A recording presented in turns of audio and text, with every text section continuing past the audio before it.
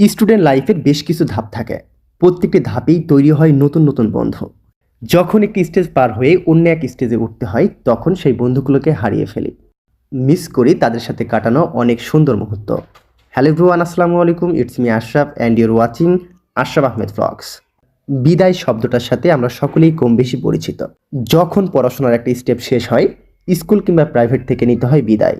আর আজকে আমিও একটা বিদায়ের দ্বার প্রান্তে। ইতি ঘটবে প্রাইভেট জীবনের। মিস করব প্রাইভেট বন্ধুগুলোকে। বিদায় যেহেতু নিতেই হবে, আর এই কারণেই অল্প কিছু পরিমাণে গিফট দিব স্যারকে। আর এর জন্য চলে আসলাম চুয়াডাঙ্গা রেল বাজারে।